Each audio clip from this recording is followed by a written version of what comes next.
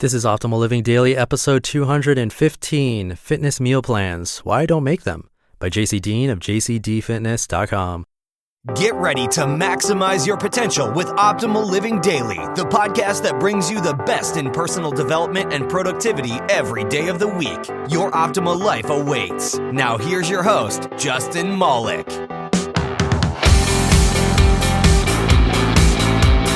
Hello. Welcome to the Optimal Living Daily podcast, the podcast where I get permission from authors of some of the best blogs on the planet and read them to you so you can listen on the go. Where else are you going to find that for free?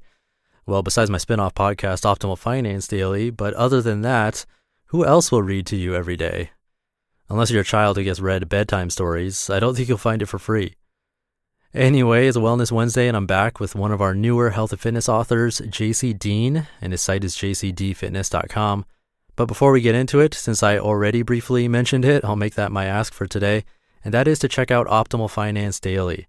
That show could use some love, and if you like this podcast, I'm sure you'll like that one too, since it's pretty much the same concept, except the blogs are about money.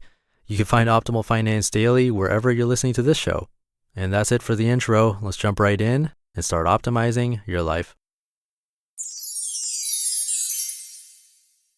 Fitness Meal Plans, Why I Don't Make Them, by Deen of JCDFitness.com.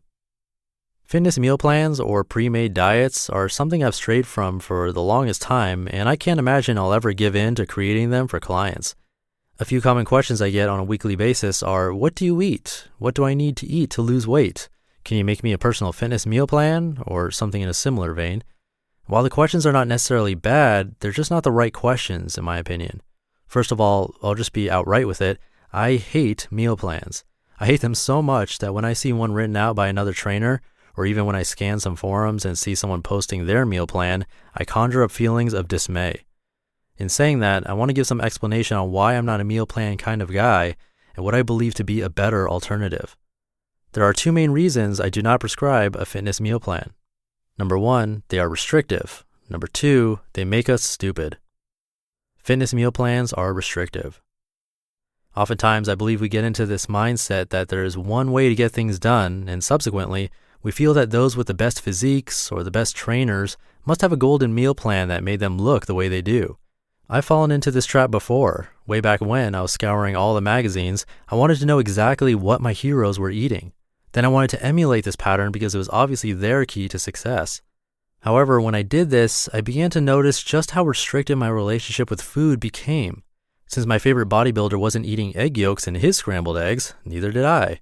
Instead of having a few bananas for breakfast, I always opted for oatmeal because that's what he was having. Over time, I realized that I was never straying from this meal plan, and my diet became quite boring and even deficient in certain vitamins and minerals. So even though in principle there was nothing wrong with me having different types of foods for my meals, even with a similar macronutrient breakdown, I subconsciously thought my results wouldn't be as good. Another example is a friend of mine here in town. She competes in pageants, and as she was preparing for her last one, her trainer gave her a meal plan that included fish and broccoli for her dinner meal. For 6 whole months, her dinners, for the most part, was always fish and broccoli. When I asked her why, she simply said it was the meal plan her trainer gave her. He never explained that it was just an example meal and that it was interchangeable. Heck, he may have never intended it to be interchangeable, and if this is the case, something is crazy wrong with this situation. Who's to say she couldn't have some red meat and potatoes for dinner every once in a while? Or even some fruit and dairy like pork or cottage cheese as long as her daily macros were met. In my opinion, fitness meal plans like this can be very restrictive due to our nature of attempting to stick with the plan. And this leads me to the second point. Meal plans make us stupid. I don't mean this in a derogatory sense. I don't believe following a meal plan is really making us stupid, but I do believe they keep us in the dark, so to speak. They keep us from learning how to eat and prepare meals for the long term. You see, if someone is always telling you what to do and how to do it, you have no reason to do any further investigation, no real reason to actually learn anything. And this is a major problem. What happens when you decide you aren't going to work with a trainer any longer, or that you can't afford the services anymore? Or what if he just gets sick of you and decides to fire you? Then what? Most people will revert back to their old habits, and their current fitness levels or accomplishments will deteriorate. In this case, you just spent all this time and effort getting results, but because you failed to learn what was actually going on, you can't do it for yourself. In reality, there's nothing special about a meal plan. The magic is found in setting a macronutrient goal and staying within those calorie parameters. That is why I never, ever make a meal plan. I always give macronutrient guidelines and recommend that my people hit those macros on a daily basis, regardless of meal timing or composition. The purpose of macronutrient guidelines. If a person is accustomed to meal plans and not used to creating meals that fit within their macros, the thought of this can seem rather daunting, but the learning curve is relatively short. But guess what? Once you figure out how to create meals on the fly that fits within your macros, you'll never ever need another meal plan again. Also, you'll no longer be a slave to eating the same foods day in and day out, unless you're like me and actually prefer uniform eating. I found that most people enjoy their diet to be somewhat varied though. Keeping it simple. The only thing you need to know essentially is how to track your intake accurately. Not sure how to do that? Cool, we have just the thing you need right here at JCD Fitness. Counting Calories, the No BS Guide. All you need to know about tracking your intake and macros. After that, set aside some extra time to make some meals and fit them into your macro guidelines as best you can. It's never going to be 100% perfect.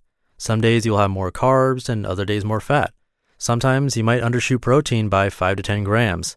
In the end, as long as you're consistently getting close to your macro goals and staying within the recommended amounts, you'll hit your mark. I promise.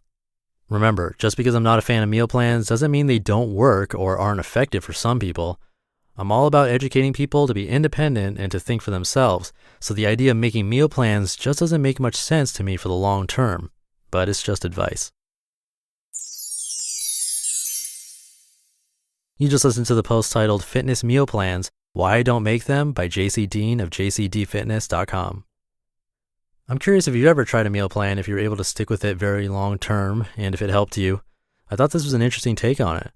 Once again, super quick, if you can take a second to subscribe to my spin-off podcast, Optimal Finance Daily, I'd greatly appreciate it. It helps support this podcast if you do. And I think that does it. Have a great rest of your day, and I'll catch you tomorrow with a brand new author to join OLD, where your optimal life awaits. Hey, this is Dan from the Optimal Finance Daily podcast, which is a lot like this show, except more focused on personal finance. Justin handpicks the best posts he can find from blogs and authors like Ramit Sethi, Mr. Money Mustache, and more, and I read them to you 5 days a week.